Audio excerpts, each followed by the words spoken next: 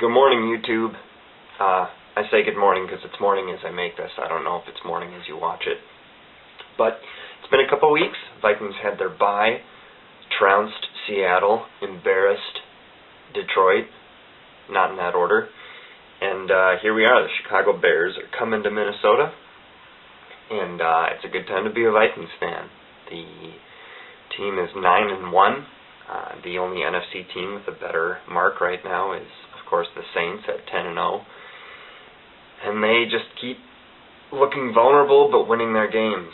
So that one seed is looking like it's going to be a bit of an uphill battle unless the Saints help out Minnesota a bit by losing a couple games. But if Minnesota gets the 2 seed, they still get a playoff bye, and that's exciting. I'm looking more at the playoffs now than I am at each game just because Minnesota looks dominant. They look good. I'll talk a bit about the Bears coming up this week, but really I'm looking at the rest of the schedule, and I'm looking at the rest of the Saints' schedule, and I'm looking at the other NFC teams to see who could knock Minnesota out of a 1 or 2 seed position. And I don't see a team from the East doing it. The Giants and the Cowboys and the Eagles all look okay, but not spectacular. And it's hard to see them, the division winner, finishing with better than a 3 seed. Same thing with the Arizona Cardinals. There's really no other team in that division that's a threat. And the Cardinals themselves, well, the Vikings get to play, so that will be an interesting game, and we'll get to learn more about them and Minnesota when they play. But I don't see them finishing better than a 3 seed also. And the wild cards are likely going to come from one from the East, and it looks like the Packers could be one, or the Steelers or even Ravens could be one. I'm sorry, the Steelers and the Ravens are AFC. I mean, an East team, the other East teams could be one, or the Packers could be one, or possibly a team from the South. I guess you could make a case for Atlanta. But really, what the Vikings need right now is just to keep winning, and they've got some easy games left and some challenging games left. The Bengals game is probably the most challenging game left. It's not that important because it's an AFC team. So as far as tiebreakers in the conference, it's not that big a deal. However, it means that the Saints need to lose a couple games, and one of them needs to be NFC. Now the Saints play the Patriots, who are AFC this week, and that could very well be their first loss, which would be great. It would bring Minnesota and New Orleans even in the win-loss record, assuming the Vikings beat the Bears, and each team would have a loss to the AFC. So tiebreakers beyond that, I would have to look and see who would technically be the 1 seed after next week if the Saints lose and the Vikings win. I'm not sure. The Vikings have played a lot of conference games, and I think that might be the next tiebreaker. So that might actually put them ahead of the Saints in seeding for at least 1 week. So that's sort of where I'm looking right now. Vikings look great. The pass rush is great. The run defense was great against Seattle last week. I don't know if they're going to get much more of a test with the Bears. Cutler's throwing interceptions. Forte can't get the running game going.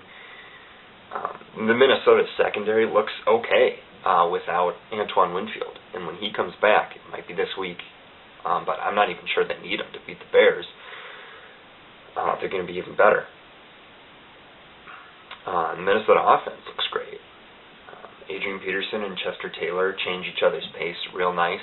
They can get things going.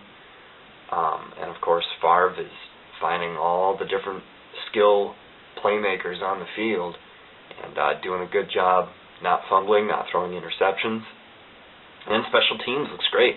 They're tackling, they're kicking and punting well, and they're running back well. I like Raynaud as a punt returner. I think he's fearless in not calling fair catches, which is cool because it buys the Vikings a few extra yards, even when there's not a whole lot to be gained by catching the ball when the defenders are so close. That all helps. So as long as he's not, he should call fair catch sometimes, and he does, so he's being smart about it. As long as he keeps doing that and not muffing the punts, I'm happy with him, and of course we're all thrilled with Percy Harvin. The team looks strong, and the Colts and the Saints look strong, but not perfect. So it's exciting to see where the Vikings could go this year. I'm cautious and hesitant to start thinking about the possibilities, but it's really time to start thinking about playoffs and not just a first week bye and not just a win in the divisional round, but an NFC Championship game. And against any team in the NFC, I think the Vikings have a reasonable shot at victory. I mean, a strong shot at victory. So we'll just follow all the fun as it goes, and hopefully I'll be more consistent about posting videos with my thoughts. Yeah, as far as the Bears this week, it's at the Metrodome. It got moved to 3:15 in the afternoon Central Time, which is cool. I think the Cardinals game got flexed to a Sunday night game, and there's the Bears is a Monday night game, and I think that the Cincinnati game could get pushed back to a national audience also. So a lot of the country is going to get a chance to see the Vikings over the next few weeks, which is cool. And I see the Vikings handling the Bears. I see Cutler throwing more picks than Favre and fewer touchdowns. I see Peterson and Taylor running better than Forte and whoever else the Bears have. The other aging in Peterson, is he still healthy? Garrett Wolfe. Greg Olson's a fantastic tight end, but Visanthe Shanko's not too shabby. Minnesota's got better wide receivers. They've got a better defensive line. They've got a better offensive line, and it's at home. The Vikings should roll. I'm not worried about this week at all, and it's been a few years since I've been able to say that as a Vikings fan about a lot of games, which feels good. All right, I'm rambling, so that's going to be all I have this week. Thanks for watching. See ya.